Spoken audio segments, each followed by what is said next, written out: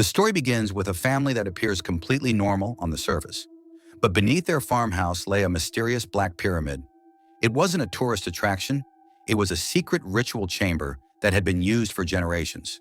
Centuries ago, this family made a pact with an ancient evil entity. In exchange, they were granted wealth and protection. But the price was human sacrifice. Every few years, someone had to be offered inside the underground pyramid to keep the dark force alive. For many years, everything went according to plan. But one night, when the family returned home, they found their pet parrot dead. The condition of the bird terrified the lady of the house.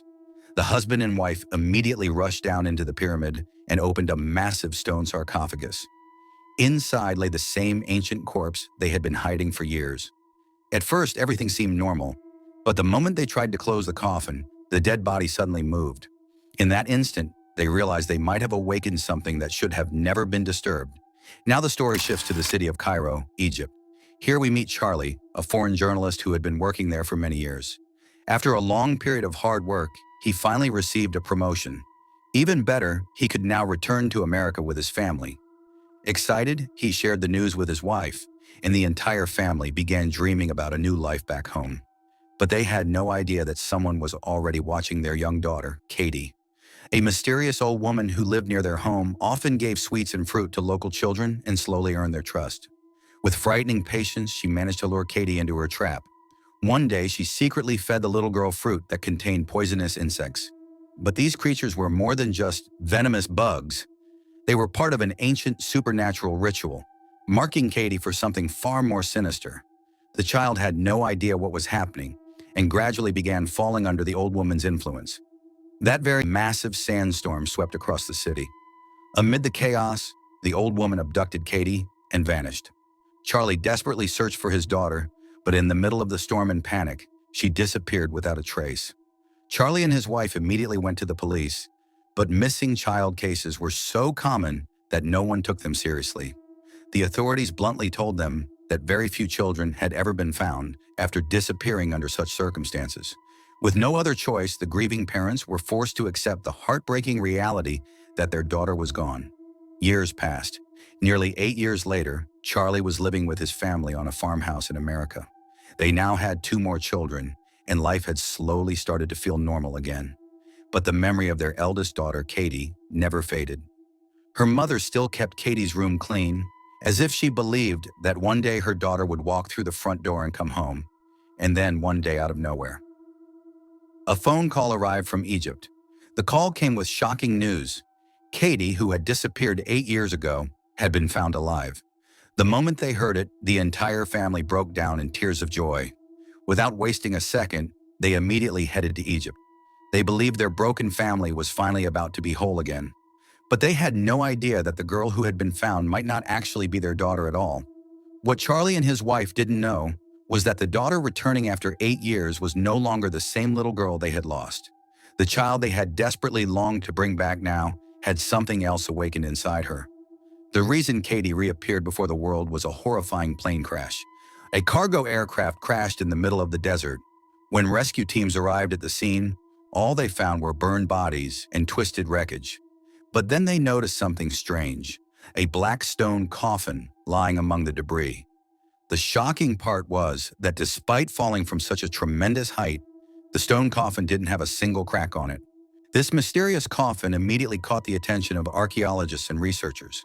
When they finally opened it, everyone present froze in disbelief. There was no dried mummy inside.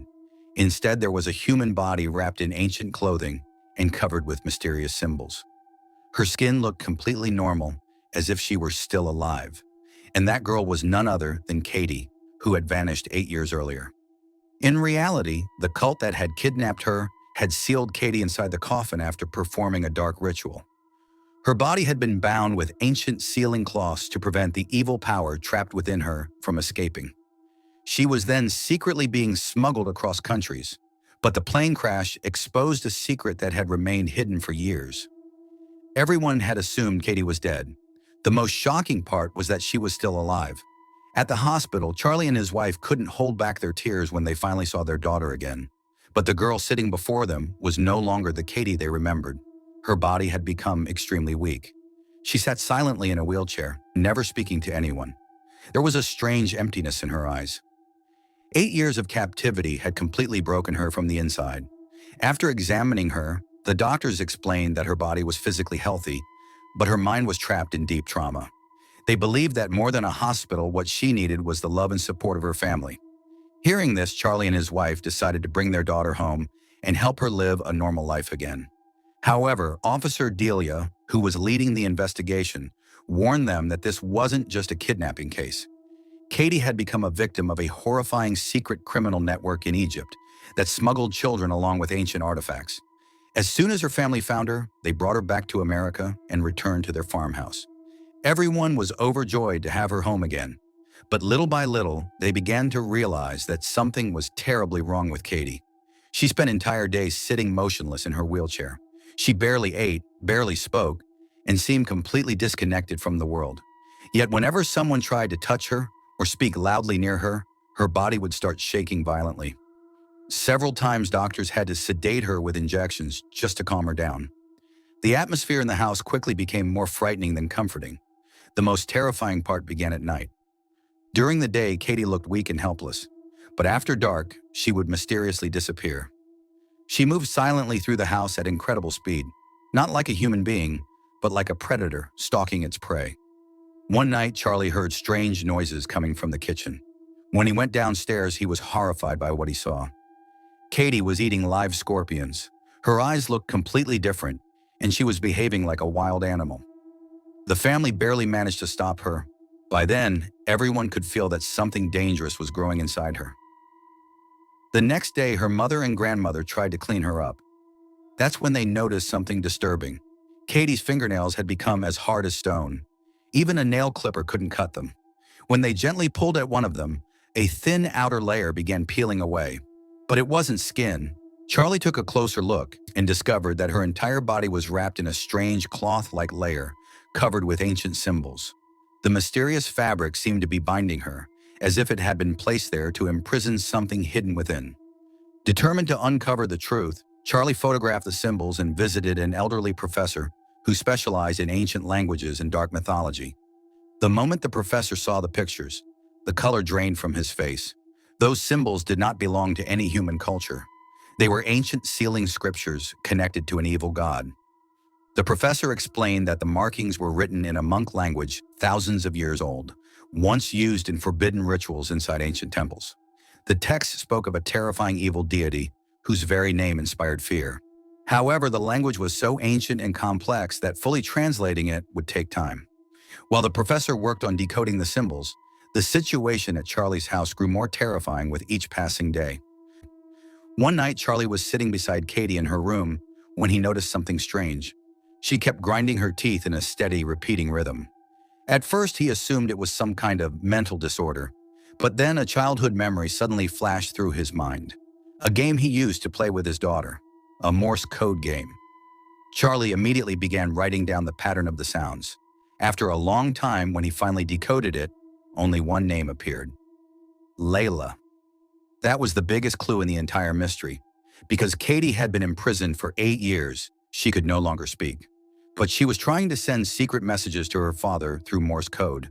This meant her real consciousness was still alive somewhere deep inside, desperately crying out for help. Charlie immediately contacted Officer Dahlia in Egypt and asked her to find a girl named Layla. But there was one major problem. The name was extremely common. Finding the right person based on a single name was almost impossible. With no other option, Charlie started digging through old letters, documents, and records, hoping to uncover another clue. Meanwhile, something even more dangerous had begun inside the house. Charlie's younger daughter was slowly falling under her older sister's influence. At night, she would often stand outside Katie's room, listening to her whispers. Katie constantly spoke in a strange language to herself, as if she were communicating with something invisible. Hidden within those words were dark chants and sinister spells that slowly began affecting the little girl's mind. The once cheerful and innocent child was becoming irritable, withdrawn, and increasingly strange. Around the same time, the professor finally managed to fully decode the ancient symbols. He told Charlie that everything was connected to an ancient evil entity known as Nasamara.